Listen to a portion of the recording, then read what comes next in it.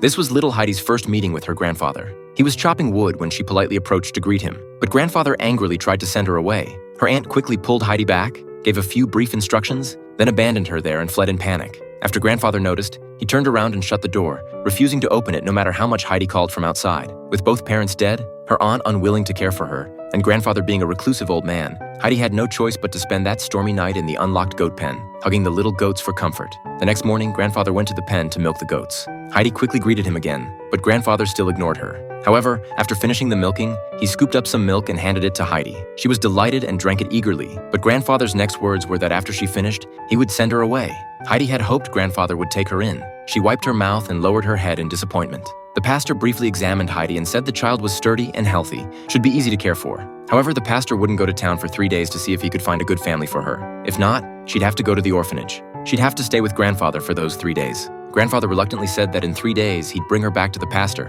At home, Heidi timidly asked grandfather if she'd be sleeping in the goat pen again tonight. Grandfather coldly said it was up to her. Heidi excitedly ran into the house. The room was extremely simple, just one chair and one bed. Following the stairs up, she found the attic filled with hay and sunlight streaming through. She was thrilled and said she wanted to sleep up there.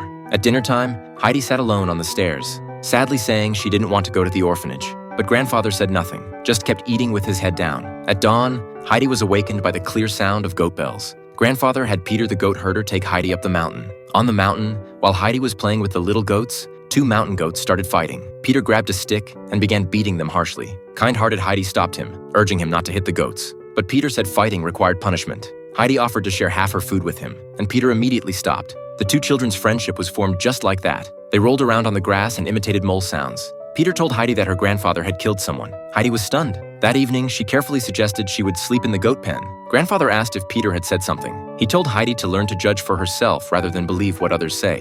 Heidi looked at grandfather, then smiled and ran over to hug him. Children's affection is simple and pure. Peter said he wanted to take Heidi to see the Edelweiss flowers, but Heidi apologetically said she wouldn't be there tomorrow because grandfather had only agreed to keep her for 3 days. Upon hearing this, Peter angrily charged toward the flock. When she returned home, there was a new chair in the house. Heidi knew this meant grandfather had accepted her. She excitedly ran over and hugged him. Due to copyright restrictions, we can only show you this much of the film titled Heidi.